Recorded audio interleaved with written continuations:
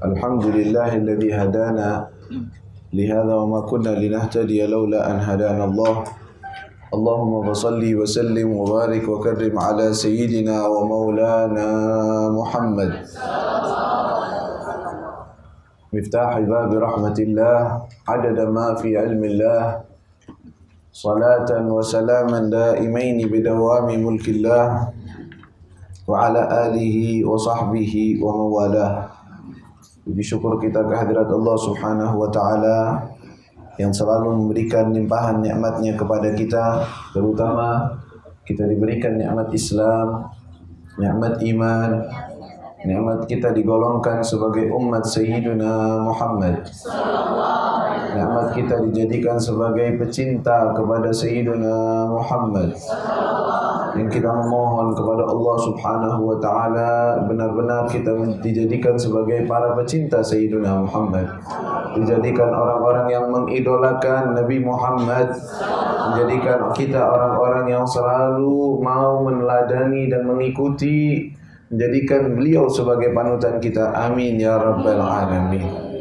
Alhamdulillah ala kulli ni'mah, atas segala nikmat yang Allah berikan kepada kita. Kita berkumpul di hari ini dalam rutinan kita, tapi hari ini kita membacakan daripada Maulid Nabi Muhammad SAW.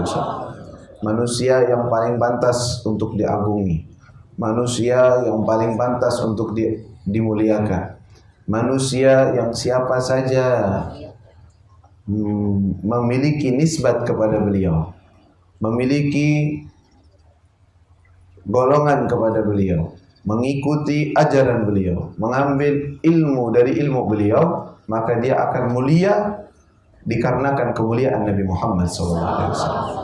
Siapa saja yang ingin mulia di dunia dan di akhirat, maka ambillah nasib atau ambillah jatah dari warisan Nabi Muhammad SAW. Yang beliau mewarisi ilmu, beliau mewarisi akhlak, beliau mewarisi kasih sayang, beliau mewarisi daripada kemuliaan dan keluhuran. Siapa saja yang mengambil daripada warisan tersebut, maka dia akan mulia di dunia dan di akhirat. Dan demi Allah, siapapun yang bertolak belakang daripada hal tersebut, tidak mengambil dari warisan Nabi, tidak mengambil ilmunya, tidak mengambil daripada akhlaknya, tidak mengambil daripada kasih sayangnya, maka semulia apapun dia di dunia, maka di akhirat tidak ada harganya di sisi Allah Subhanahu wa taala.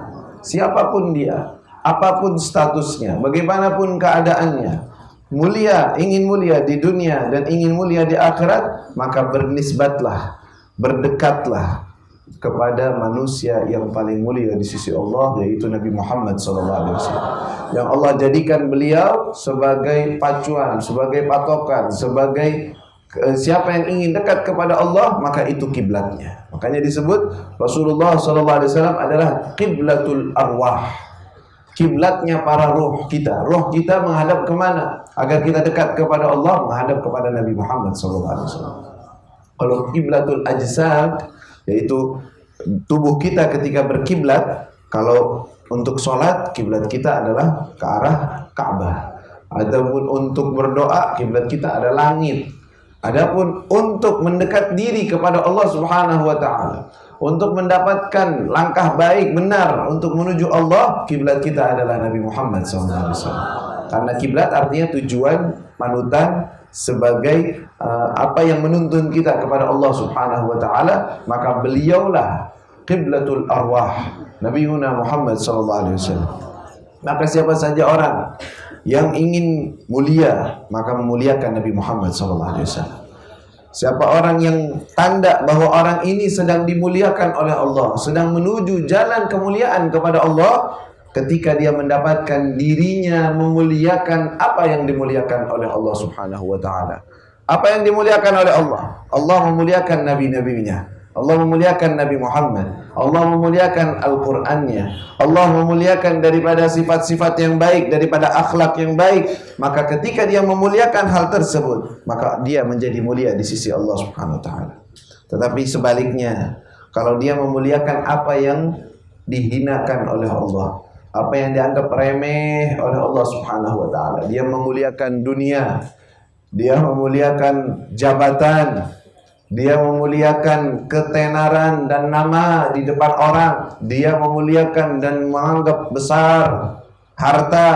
Dia memuliakan dan menganggap tujuan dan besar apa saja dalam urusan duniawi, maka dia hina dan dia rendah karena dia telah memuliakan apa yang dihinakan oleh Allah Subhanahu wa taala. Maka alhamdulillah, kita dalam kajian kita setiap hari, kita sebenarnya maulidnya setiap hari Selasa pagi itu maulid terus. Ya, walaupun hari ini spesial dibuat pembacaan maulid karya Al-Habib Ali bin Muhammad Al-Habsyi. Tapi sebenarnya kita setiap hari ngaji maulid. Kenapa? Karena yang kita bahas Nabi Muhammad SAW.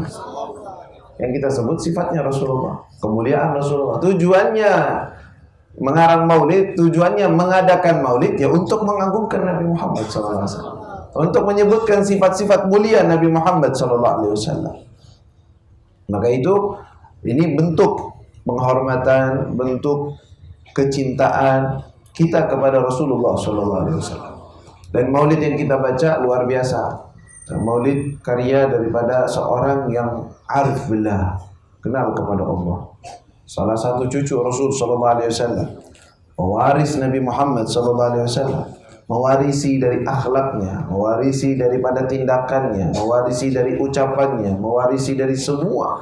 Makanya disebut dengan al-insanul kamil al-warith ani Nabi Muhammad SAW. Manusia yang sempurna. Sempurna dari sisi apa? Dari sisi manusiawi.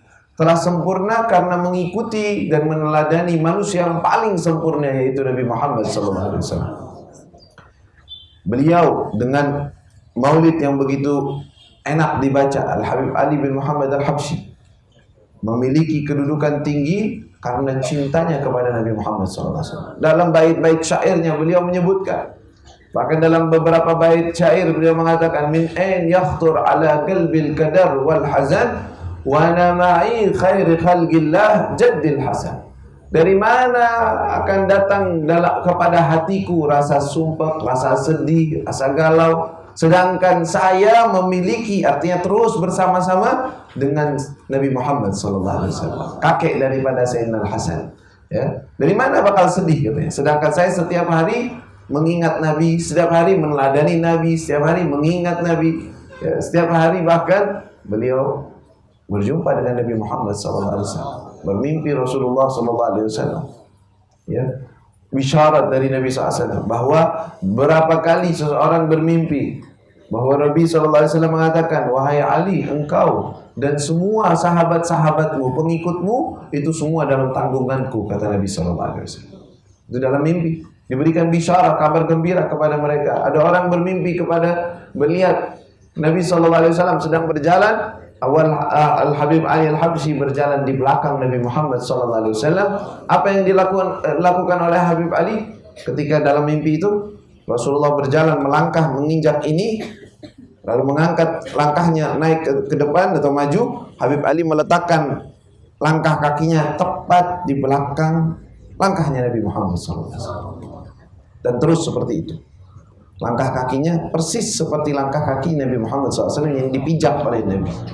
Ini menandakan apa?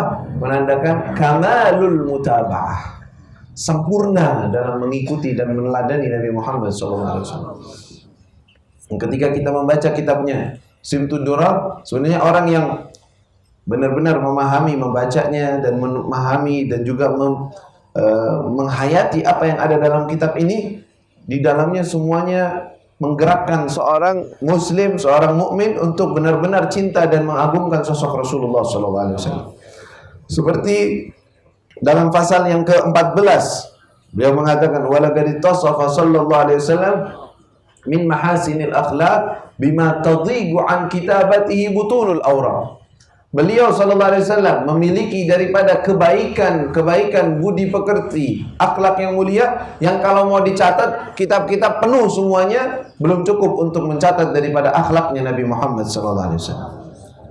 Lalu beliau mengatakan, kana sallallahu alaihi wasallam ahsanan nasi khuluqan wa khalqa.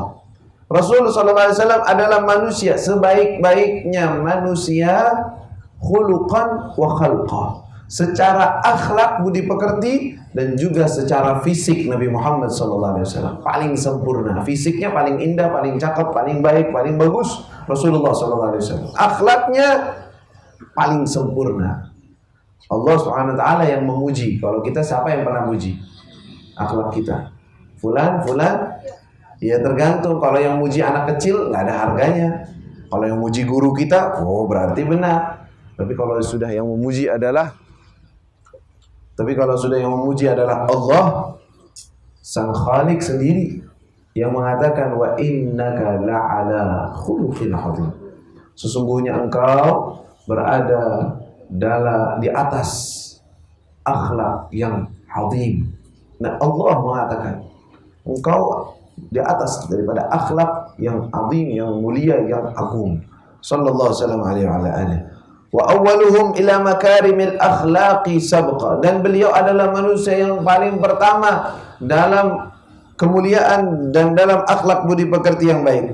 Wa awsa'ahum bil mu'minina hilman wa rifqa. Dan manusia yang paling luas kesabarannya, ketelatenannya, kebaikannya kepada para mukminin dan kepada orang-orang semuanya. Barran ra'ufa. Beliau orang yang berbakti, ra'uf, yang baik. La yaqulu wa la yaf'alu illa ma'rufa. Tidak pernah berucap atau berbuat kecuali perbuatan yang mulia, ma'rufa, baik. Karena itu Allah Subhanahu wa taala telah perintahkan kepada Nabi sallallahu alaihi wasallam ketika berbicara dan kepada para pengikutnya, waqulil mu'minina yaqulu allati hiya ahsan, berkata dan berucap dengan ucapan yang lebih baik. Apa itu ahsan? Bukan hasan. Kalau hasan baik, kalau ahsan lebih baik, yang paling baik. Kalau diperumpamakan ada seseorang mau berbicara, pembicaraan itu bisa milih kata 1, 2, 3, 4. Maka Nabi Muhammad memilih yang terbaik dari ucapan itu. Bukan yang baik, tetapi yang terbaik. Sallallahu alaihi wasallam. Karena itu Rasul SAW selama dakwah dihina, dicaci, Rasul SAW tidak pernah membalas. Rasul SAW tidak pernah terdengar dari mereka ucapan kotor dari beliau, ucapan yang menghina, mengejek seseorang dengan ejekan yang tidak, padahal mereka orang yang kafir, memusuhi. Bahkan ketika beliau sudah kuat, artinya kuat dalam sisi bisa perang, memiliki pasukan, beliau tidak sibuk dengan mencaci maki mereka atau memerangi mereka. Iya, tegas terhadap mereka. Yang salah, yang pantas untuk dibunuh pun dibunuh oleh Nabi sallallahu alaihi wasallam. Ketegasannya tidak ada di atas ketegasan Nabi Muhammad sallallahu alaihi wasallam. Tetapi kasih sayang dan rahmatnya tidak ada yang melebihi Nabi Muhammad sallallahu alaihi wasallam. Bahkan ketika perang Uhud, Rasulullah SAW terluka. Hampir semua para sahabat yang ikut dalam peperangan tersebut terluka. Tidak ada satupun kecuali orang itu terluka, antara parah, antara ringan. Semua Rasulullah berdarah, meneteskan darahnya, sampai Rasulullah mengatakan tidak akan selamat suatu kaum yang membuat seorang nabi berdarah. Rasulullah menadangi daripada darah tersebut. Ditanya, Rasulullah kenapa? Katanya, saya takut darah ini tertetes di atas tanah sehingga Allah turunkan langsung azab tanpa meminta izin kepadaku terlebih dahulu. Ditahan.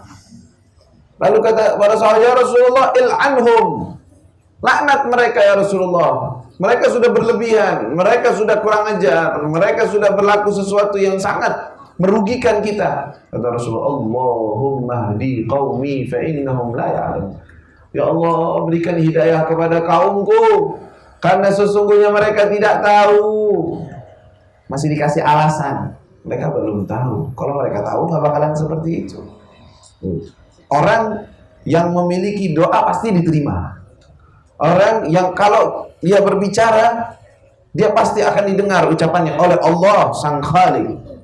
Kira-kira kalau kita punya wewenang sebesar itu, kita kalau mau doa langsung diterima oleh Allah. Kira-kira kita diganggu sama orang sekali, 2 kali, 3 kali, apa yang akan kita lakukan? nggak hidup tuh orang. Ya. Kalau mungkin sebagian bukan nggak hidup lagi, nggak hidup dengan sengsara sampai mati. Karena hati kita masih penuh dengan dengki, masih penuh kebencian. Kalau Rasulullah tidak ada kebencian sama sekali, isinya hanya rahmat. Bahkan beliau membunuh seseorang atas dasar rahmat. Sallallahu alaihi wasallam. Membunuh, ini orang pantas dibunuh, sudah dihukum mati atas dasar rahmat sallallahu alaihi wasallam. Bukan atas dasar benci, bukan atas dasar oh ya sudah kesal atau membalas daripada sallallahu alaihi wasallam. Sampai hal tersebut diwarisi oleh para ulama, para orang-orang saleh, para guru-guru kita. Ya, guru-guru yang kita ambil ilmu dari mereka, kita lihat sendiri akhlak-akhlak mereka. Sebelumnya saya pernah diceritakan oleh Al-Habib Umar, beliau menceritakan tentang Al-Habib Muhammad bin Abdullah Al-Haddad yang sekaligus guru beliau, sekaligus mertua beliau Habib Muhammad Al-Haddad namanya, yang tinggal di kota Yaman di Baydha. Habib Umar mencerita, pernah Habib Muhammad Al-Haddad keluar dari masjid. Keluar dari masjid, tiba-tiba ada orang yang bukan sejalan, lain aliran, bahasa kita. Benci terhadap maulid, benci terhadap para, datang di depannya Habib, dicaci Habibnya.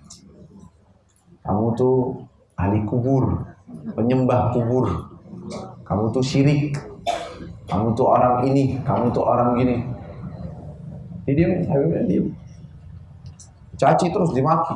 Kamu tuh orang munafik, kamu tuh orang berbuat, kamu tuh orang mau terus. Habib Muhammad diam aja. Sudah selesai orangnya, ya sudah terima kasih, jalan. Kita kan udah luar biasa, sebentar. Habib Muhammad di rumah, sampai di rumah tambah sedih beliau. Nangis. Ditanya, Habib kenapa kamu sedih sekarang? Kata, ya Allah, saya kurang tepat ngasih. Kenapa Habib? Waktu tadi orang itu nyaci maki saya sabar, saya tidak balas. Ketika saya sampai ke rumah, saya nggak masuk ke rumah kecuali saya mengatakan, ya Allah, semua yang ada dalam hati saya ataupun apa yang dia perbuat saya sudah maafkan semuanya, Allah. Lalu dia masuk ke rumah. Habib Muhammad Al-Haddad nangis. Kata beliau apa? Kenapa kok saya menunda memaafkan dia dengan benar-benar tulus sampai ke pintu rumah? Kenapa nggak dari awal saya maafkan? Kita pernah koreksi diri begitu. Udah untung dimaafin. Di bahasa kita itu. Untung saya nggak balas, saya bisa aja. Tapi itu tuh yang katanya sabar. Gerutunya seminggu Fulan ngata-ngatain saya, tapi saya sabar. Fulan ngata-ngatain saya, tapi saya sabar. Untung saya masih sabar. Sabar apa ini? Ini sabarnya kelasnya kita. Kalau beliau kenapa marah terhadap dirinya, sedih? Karena tidak langsung memaafkan ketika berada di hadapannya, langsung mengatakan dalam dirinya, sudah saya maafkan, sudah saya ini, sudah saya semua. Itu akhlaknya. Nggak cukup seperti itu. Ketika kita belajar di Tarim kepada guru mulia kita Habib Umar, itu kita melihat sosok dari beliau bukan saja sosok alim, seorang berilmu, seorang dai, seorang penceramah yang luar biasa, yang saya nggak pernah lihat penceramah seperti beliau. Ya, yang orang-orang sampai terpingsan-pingsan yang hadir di dalam majelisnya saking kebanyakan menangis. Kadang beliau berdiri saja sudah terlihat wajah sedih dari beliau, belum bicara orang-orang udah pada nangis. Guru saya Habib Umar berkali-kali. Jangan tanya itu Darul Mustafa musholanya berapa banyak tangisan orang di sini, udah nggak kehitung. Yang menangis berintih kepada Allah Subhanahu Wa Taala di dalam ceramah beliau. Beliau ini berilmu, tapi yang saya benar-benar lihat Itu kenyataan, maksudnya kita alami akhlak yang luar biasa. Sabar tingkat tinggi. Pernah kita yang namanya pesantren itu yang namanya pakai pengeras suara kan wajar ya. Baca azkar, baca dzikir, baca aurat, baca. Tetangga persis di depan pesantren Darul Mustafa. Tetangga, kalau gini antaranya jalan doang. Orangnya nggak tinggal di situ. Biasanya tinggalnya di luar, di Saudi dan lain. Kebetulan dia lagi di situ. Mungkin malam itu dia lagi capek. Malam-malam dia dengar suara pengeras suara dari Darul Mustafa, dari pesantren kita. Berisik, suaranya kan keras, kedengeranlah di rumah dia. Datang dia malam-malam marah-marah kepada yang ada di dalam Darul Mustafa. Habib Umar nggak ada di situ waktu itu, di rumahnya tentunya waktu malam tahajud.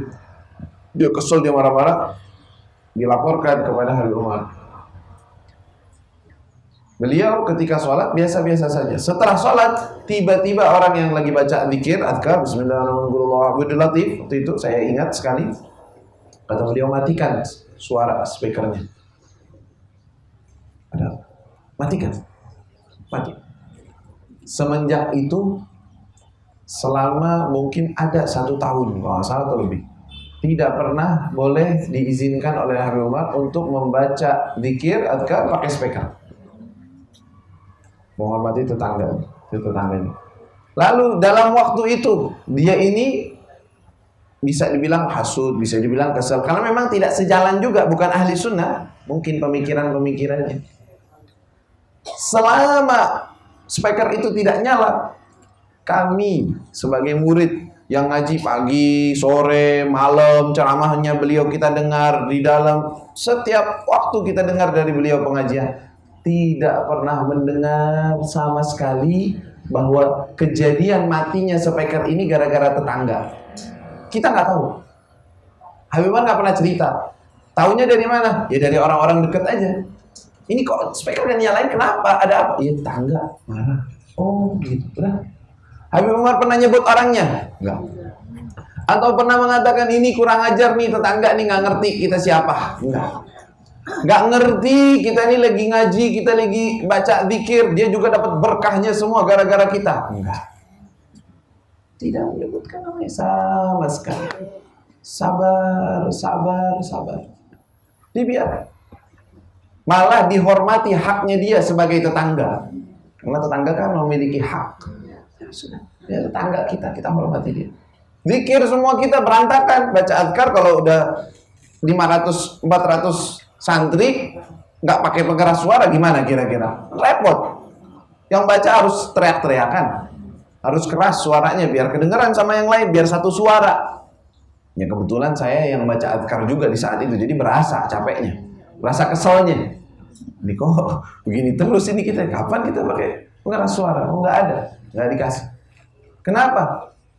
Karena tetangga komplain, tidak setuju. Kerasa terganggu, beliau hormati. Beliau tidak marah, beliau tidak caci, beliau tidak marah. Sampai subhanallah, berjalan waktu, saya dengar dari orang-orang setelah saya pulang bahwa orang yang dulu itu mengganggu, akhirnya dia pindah. Artinya sudah tidak ada yang tinggal di situ, baru pengeras suara dibuka lagi seperti normal. Bahkan Habib Umar meminta diganti. Jadi tadinya pengeras suara tuh tipe yang gede-gede. Kata Habib, ada nggak pengeras suara yang hanya suaranya fokus di dalam? Sekiranya orang luar hanya mendengar, ya nggak kedengar, cuma ada suara aja, nggak kedengeran jelas. Ada? Oh iya ada, speaker kecil-kecil yang biasanya putar di dalam masjid. Diganti semua agar tidak mengganggu oleh beliau. Sampai bertahun-tahun saya dengar ternyata orang tersebut sudah menjadi orang yang pecinta kepada Habib Umar. Ini sekarang ini beliau orangnya orang pecinta kepada Habib Umar. Ya, subhanallah, budi pekerti, akhlak yang mulia yang diwarisi para ulama, para orang-orang saleh dari Nabi Muhammad SAW. Ya. Lahul khuluqus sahal wal lafdzul muhtawi 'alal ma'nal jazm. Beliau memiliki akhlak yang mudah, tidak repot, tidak susah. Ya, tetapi orangnya gampangan. Nabi Muhammad SAW dalam cerita, berkali-kali kita dengar cerita, ada seorang budak sahaya menangis di tengah jalan. Tanya Rasulullah, kenapa kau nangis di sini? Ya Rasulullah, saya menangis. Saya nggak punya uang yang saya dititipin sama tuan saya untuk membeli sesuatu, hilang duitnya. Saya nggak tahu kemana jatuhnya. Nangis dia. Kata Rasulullah, nih uang, beli aja. Beli aja. Putra Rasulullah lewat lagi, dia di situ lagi, masih di jalan, nangis juga. Oh, tadi nangis sudah beli hajat sudah ya Rasulullah, tapi saya ini terlambat. Saya takut dimarahin. Ya sudah, mana sih rumahnya? Udah, rumahnya daerah sana. Ya sudah, saya akan jalan di depanmu, engkau jalan di belakang saya. Tunjukkan jalannya di mana. Sampai ke rumahnya. Orang siapa? Pembantu. Bukan pembantu lagi statusnya, ini budak sahaya. Budak sahaya, perempuan biasa. Ya, takut dimarahi, akhirnya kata Rasulullah, sudah saya yang akan mintakan maaf kepada tuanmu, biar gak dimarahi. Ketika datang di depan rumah orang-orang tersebut, mereka melihat dari jendela, ini siapa yang datang? Kok Nabi Muhammad yang datang ke sini? Ini pembantu kita kok bisa ngajak Nabi ke sini? Ada apa? Ketika sampai ke depan rumahnya, nih Rasulullah nanti bakal mengucap salam. Ya, biasanya beliau kalau salam tersebut tidak dibalas, artinya tidak dijawab, beliau nanti mengucap salam lagi sampai 3 kali. Itu kebiasaan Nabi SAW. Jadi kita nanti kalau Rasulullah mengucap salam, kita balasnya pelan-pelan aja. Biar Rasulullah salam 3 kali. Sepakat sama teman-temannya nih yang di rumah. Maka Rasulullah mengetuk pintu. Assalamualaikum warahmatullahi wabarakatuh. Mereka, waalaikumsalam. Biar Nabi salam lagi nanti. Assalamualaikum warahmatullahi wabarakatuh. Sampai 3 kali. Ketiga baru mereka, waalaikumsalam warahmatullahi wabarakatuh ya Rasulullah, ahlan wa sahlan wa marhaban bika ya Rasulullah, selamat datang ya Rasulullah. Kata Rasulullah, kenapa kalian tidak menjawab salam saya dari pertama? Emang kalian gak dengar? Kata mereka, ya Rasulullah, kami dengar suaramu ya Rasulullah. Saya minta maaf juga ya Rasulullah. Kenapa? Kami ingin keberkahan darimu, karena engkau mengucapkan salam sampai 3 kali, biar rumah kita penuh keberkahan dengan salammu ya Rasulullah. Ya Rasulullah, ada apa gerangan ke sini ya Rasulullah? Kok bisa sampai di sini? Kita ngimpi apa ini? Sampai didatangi oleh Rasul. Maksudnya ini jariyah kalian, ini pembantu kalian ini, dia menangis di jalan, katanya takut dimarahi oleh kalian. Jadi saya ke sini mintain maaf, jangan dimarahi dia, kesian. Datang ke sini cuma untuk mintain maaf dari dia, untuk dia ya Rasulullah. Bukan saja memaafkan dia, sekarang ini kami merdekakan dia. Udah gak jadi budak saya lagi, terserah mau hidup di mana, mau hidup bebas, terserah dia. Dimerdekakan begitu saja karena dia bisa mendatangkan Nabi Muhammad SAW. Nabi bilang lahul khuluqus sahal. Beliau memiliki akhlak yang mudah, gampangan orangnya, kesusah, nggak repot. Kalau sekarang kan orang-orang pembesar kan, wah kelas tinggi, susah, mau ditemuin, mau diajak bicara, mau aduh banyak ininya, banyak itunya. Tapi beliau akhlaknya mudah. Wal lafdzul muhtawi 'ala al-ma'na al-jazm idza da'ahu al-miskinu, tuh Habib Ali mengatakan ajabahu ijabatan mu'ajjalah. Kalaupun yang mengundang beliau orang miskin, maka beliau menerima undangannya ijabatan mu'ajjalah, segera. Kapan ada tempatnya, saya mau undang makan ya Rasulullah, tempat saya, siap, nanti saya datang Rasulullah. Saya nggak punya apa-apa ya Rasulullah, cukup sekian aja, datang. Disuguhin hanya biasa-biasa saja, Rasulullah duduk. Sallallahu wasallam alaihi wa ala alihi. Idza da'ahu al-miskin wa huwa al-abu syafiq, ar-rahim lil yatimi wal armalah, dan beliaulah sang ayah bagi semua umatnya, yang bagaikan ayah, bahkan lebih dari ayah. Jadi siapa ayah yang seperti ini? Mengajarkan kita ilmu, mengajarkan kita akhlak, mengajarkan, nggak cukup diajarkan, dibimbing untuk masuk surga, bahkan beliau memberi syafaat. Beliau mencari-cari kita. Kan sebenarnya jasa Rasulullah udah cukup. Rasulullah udah ngajarin kita cara untuk masuk surga, dah. Cara untuk bertaubat, sudah. Cara untuk menjadi baik, sudah. Sudah cukup, harusnya udah cukup. Enggak. Nggak cukup. Dalam kubur masih mendoakan kita. Kita kan kalau dikubur mungkin kita mintanya didoakan ya.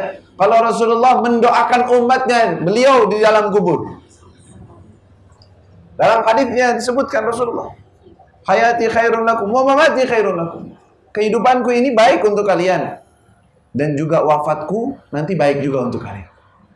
Kenapa? Karena amalan kalian nanti akan dilaporkan kepadaku. Yang amalan baik saya bersyukur kepada Allah, amalan jelek dari kalian saya beristighfar, meminta ampun untuk kalian. Emang ada orang kayak gitu? Perhatian seperti itu. Benar-benar pengen kita masuk surga, nggak mau, ya udah saya tolong, udah saya paksa, kayak dipaksa gitu. Paksa masuk surga sama Nabi SAW. Kita yang lari-lari, kita milih ini, kita masih milih itu. Rasulullah sini, kita menanya sini, sini, terus dibimbing oleh Nabi SAW. Di padang mahsyar nanti ketika dibangkitkan, apa yang beliau cari? Umatnya. Beliau bilang, kalau seandainya beliau merasa sudah cukup, saya sudah sampaikan, saya masuk ke dalam tingkatan tertinggi, sudah cukup. Mereka ya siapa yang selamat, nurut sama saya di dunia waktu itu selamat, nggak nurut, rasain sendiri. Kalau bahasa kita kan, normal aja kalau beliau pun begitu. Kan sudah disampaikan, kan sudah dikasih tahu.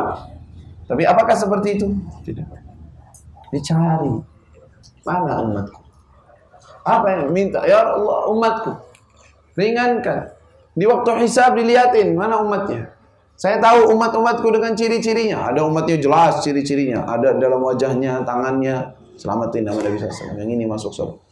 Di hisab, waktu di hisab ada Rasulullah pun ada di situ. Kita yang ditimbang amalannya, Rasulullah ikut liatin. Kenapa? Sebagai, kalau kita tuh apa di sini bahasanya? Sebagai bukan saksi, namanya apa? Pengacara kita. Pengacara untuk kita di hadapan Allah, Nabi Muhammad SAW. Amalannya jelek-jelek, waduh, timbangannya kalah ini. Kata Rasulullah, jadi saya tambahin dari saya. Udah, kau masuk surga ya, masuk. Pengacara untuk umatnya, menyelamatkan umat. Di waktu ditimbang, kata Rasulullah SAW, salah satu tempat yang saya nggak pernah tinggal di waktu mizan, waktu ditimbang amalan. Saya di situ. Nggak cukup seperti itu, takut masih ada yang lolos. Di mana? Di jembatan Sirat. Jembatan.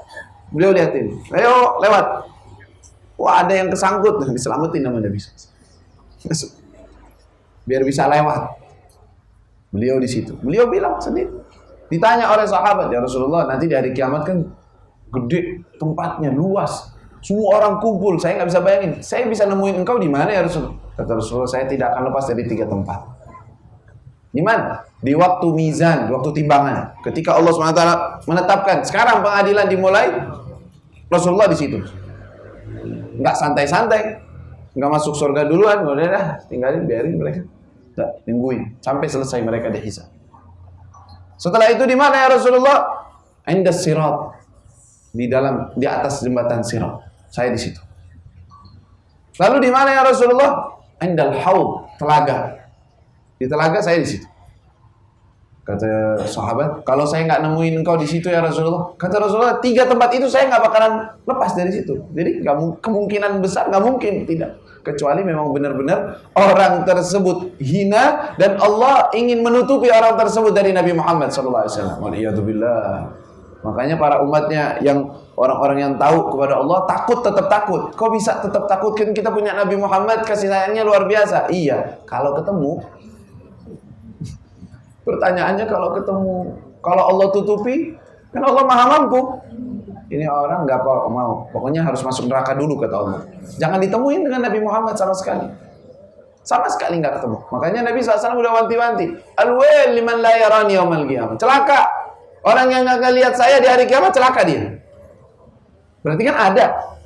Ada. Dari umat Nabi. Karena dalam hadits yang sahih, setelah selesai orang-orang banyak yang masuk ke dalam neraka, baru Rasulullah dikasih tahu, oh ada dari umatmu di dalam neraka. Oh, ya Allah, masih ada. Ya, minta ya Allah, keluarkan dari mereka yang hatinya masih ada iman. Keluarkan. Rasulullah kira mungkin udah kelar. Ternyata dilaporkan lagi. Ini waktu dilaporkan itu mereka sudah bertahun-tahun disiksa.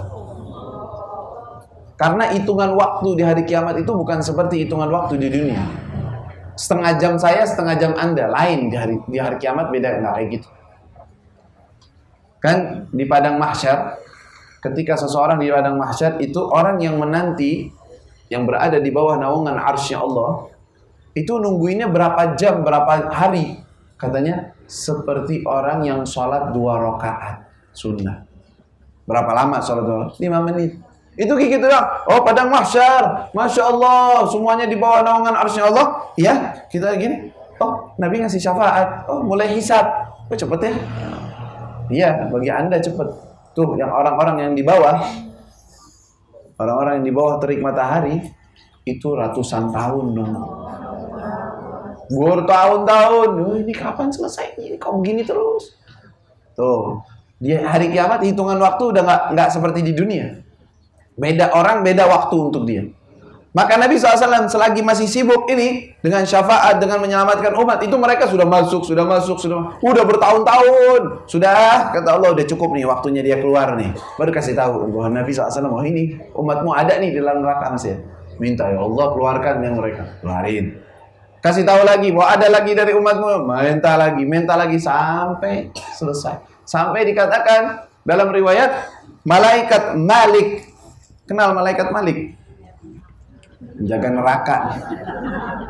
Ya, yang jaga neraka namanya Malik. Kalau yang jaga surga namanya Ridwan. Ketemunya Ridwan aja dah, nggak mau ketemu Malik. Malik kita cintai karena malaikat Allah, tapi nggak usah ketemu dah.